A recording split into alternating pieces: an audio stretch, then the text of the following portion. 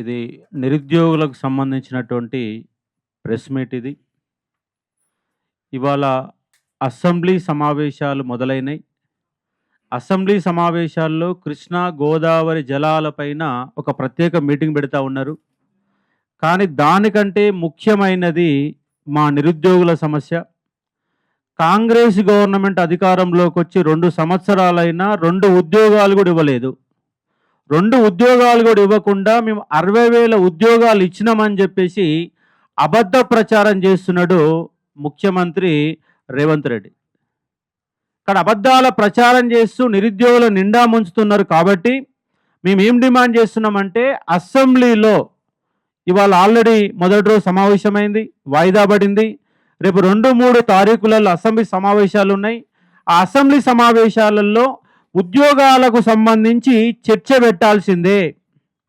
ప్రతిపక్ష పార్టీలైన TRS, BJP 2 కూడా ప్రభుత్వం పైన ఒత్తిడి తెచ్చే విధంగా అసెంబ్లీలో ఉన్నటువంటి 119 మంది ఎమ్మెల్యేలు, శాసన మండలిలో ఉన్న 40 మందికి పైన ఎమ్మెల్సీలు నిరుద్యోగుల గురించి ఎవ్వరూ పట్టించుకోవడం లేదు.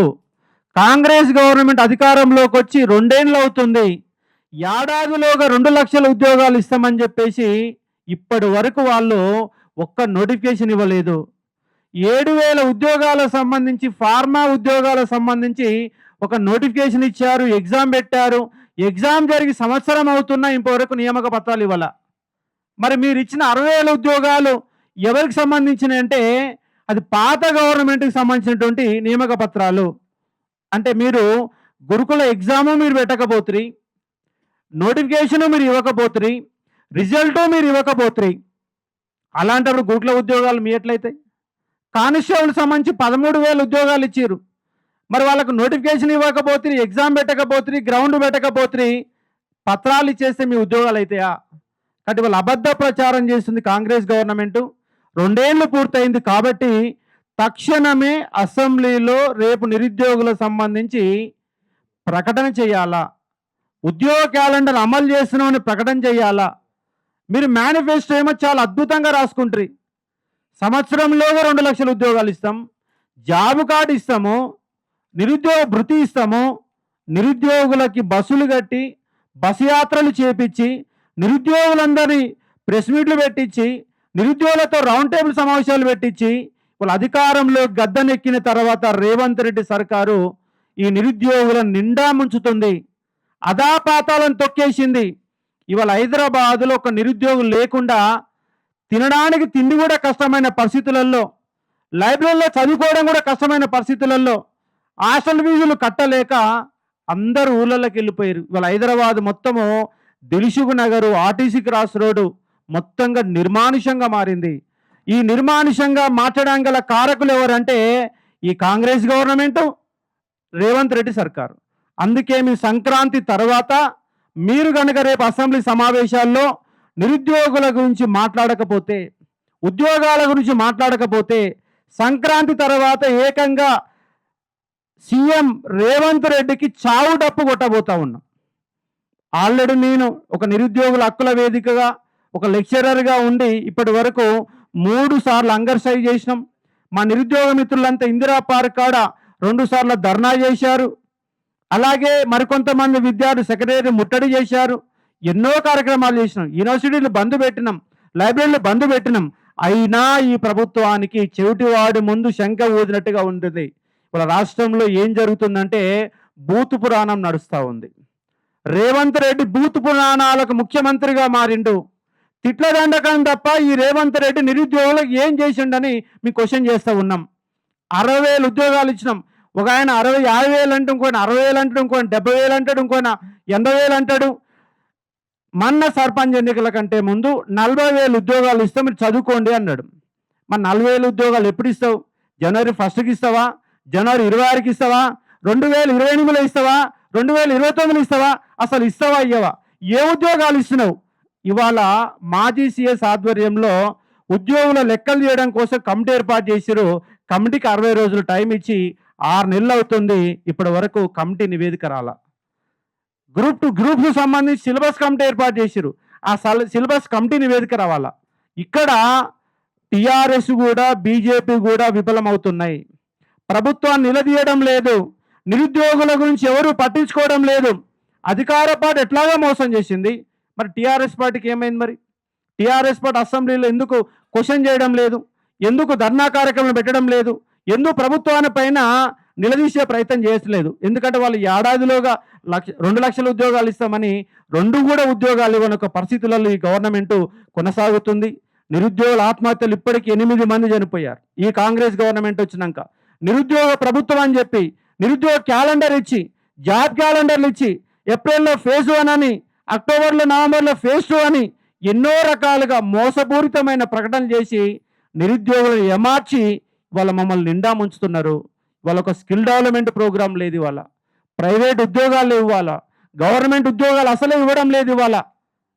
మరి ఇవాళ రాష్ట్రంలో బీటెక్, ఎంటెక్, ఎంఎస్సీలు, పిహెచ్డి చేసిన వాళ్ళు స్విగ్గీలో పనిచేస్తున్నారు, జొమాటోలో పనిచేస్తున్నారు, ఇవాళ బైక్ రైడర్గా పనిచేస్తున్నారు. ఎంత ఘోరమైన పరిస్థితి! 15,000 రూపాయలు కూడా జీతం కూడా రానటువంటి పరిస్థితులలో ఇవాళ తెలంగాణ నిరుద్యోగి మీద కొట్టాడుతుంది. లక్షల మంది వల్ల రోడ్ల మీద కనీసం ఇవాళ ఒక అబ్బాయి మెసేజ్ చేసిండు, సార్ నాకు జ్వరం వచ్చింది, 2 రోజులు అయితే తిండి లేక ఒక 500 రూపాయలు పంపండి సార్ అని చెప్పేసి ఇప్పుడు మెసేజ్ చేసిన ఒక దౌర్భాగ్యమైన పరిస్థితి వాళ్ళు తెలంగాణలో నెలకొని ఉన్నది. ఎంతోమంది విద్యార్థులు ఫోన్ చేస్తూ ఉన్నారు, ఏడుస్తూ ఉన్నారు. అసలు మీరు చదవాలన్నా వద్దా, పెళ్ళిళ్ళు చేసుకోవాలన్నా వద్దా, అసలు సిలబస్ ఇస్తారా, అసలు ఉద్యోగాలు ఇస్తారా ఇయ్యరా, ఇస్తే ఎప్పుడు ఇస్తారు అని కొట్టుమిట్టాడుతున్నారు.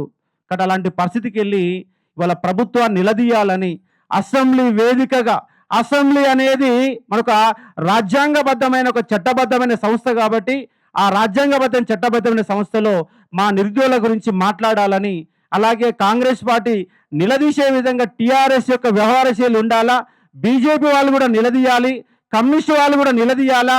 వీళ్ళు ఇచ్చే 60,000 ఉద్యోగాలు అబద్ధాల ఉద్యోగాలు, అవి మీవి కావు, గత గవర్నమెంట్ ఇచ్చిన ఉద్యోగాలని క్లారిటీగా మీరు చెప్పడం లేదు. మేమిచ్చిన ఉద్యోగాలకు మీరు పత్రాలు ఇచ్చారని చెప్పేసి టీఆర్ఎస్ కూడా చెప్పడంలో విఫలమవుతుంది.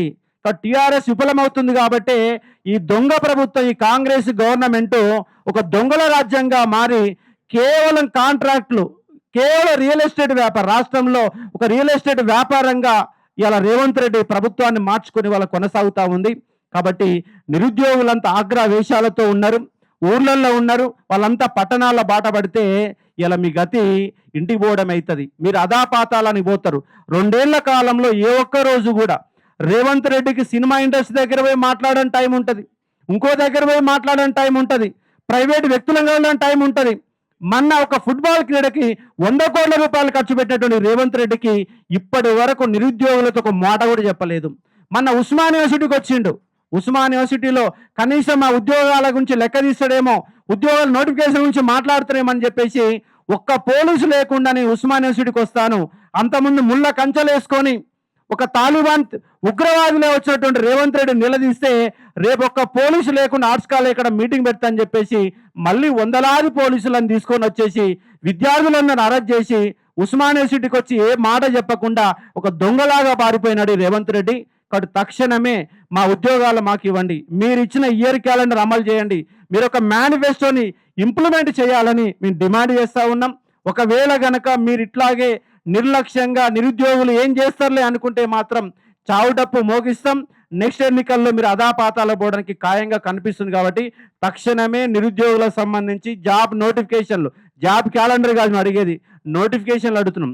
తక్షణమే ఎస్ఐ కానిస్టేబుల్ సంబంధించి 15,000 ఉద్యోగాలు నోటిఫికేషన్ ఇవ్వాలా, డిఎస్సికి సంబంధించి 20,000 ఉద్యోగాలు వెంబడే ప్రకటన ఇవ్వాలా. ఇవాళ గురుకులాలలో ఖాళీగా ఉన్నాయి, మోడల్ స్కూళ్ళల్లో ఖాళీగా ఉన్నాయి, జనరల్ స్కూళ్ళల్లో ఖాళీగా ఉన్నాయి. ఎమ్మటే తక్షణమే 20,000 డిఎస్సి ఉద్యోగాలని జారీ చేయాలా. దానితో పాటుగా గ్రూప్ 1 కోర్టులో కేసు నడుస్తుంది, గ్రూప్ 2 సంబంధించి, గ్రూప్ 3 సంబంధించి ప్రక్రియ అయిపోయింది. కాబట్టి తక్షణమే గ్రూప్ 1, గ్రూప్ 2, 3కి సంబంధించి 5,000 ఉద్యోగాలకు సంబంధించి నోటిఫికేషన్ ఇవ్వాలా. గ్రూప్ 4 ప్రక్రియ ముగిసిపోయింది, అది ముగిసిపోయి కూడా దాదాపు 1.5 సంవత్సరం అవుతుంది. టీఆర్ఎస్ గవర్నమెంట్ ఉన్నప్పుడు 2022లో నోటిఫికేషన్లు వచ్చినాయి, దాదాపుగా 3.5 సంవత్సరాల నుంచి ఒక్క నోటిఫికేషన్ లేదు. పవర్ సెక్టర్ సంబంధించి 5,000 ఉద్యోగాలకు సంబంధించినటువంటి అన్ని ఫుల్ఫిల్ అయిపోయినాయి, రెడీగా ఉంది. ఆ నోటిఫికేషన్ ఇవ్వడం లేదు, పీఈడీ నోటిఫికేషన్ ఇవ్వడం లేదు, ఏ నోటిఫికేషన్ కూడా ఇవ్వకుండా ఇవాళ ఇబ్బందులు పెడుతుంది గవర్నమెంట్. తక్షణమే రాష్ట్రంలో ఉన్నటువంటి ఖాళీలన్నీ, తెలంగాణ పబ్లిక్ సర్వీస్లో ఉన్న ఖాళీలన్నీ, అలాగే పోలీస్ రిక్రూట్మెంట్ సంబంధించినటువంటి ఖాళీలన్నీ, డిఎస్ సంబంధించినటువంటి ఖాళీలన్నీ తక్షణమే నింపాలని మేము డిమాండ్ చేస్తూ ఉన్నాం. దీనికి సంబంధించి మన విద్యార్థి మిత్రులు కూడా మిగతా వివరాలు కూడా ఇచ్చే ఒక ప్రయత్నం చేస్తారని చెప్తా ఉన్నాను.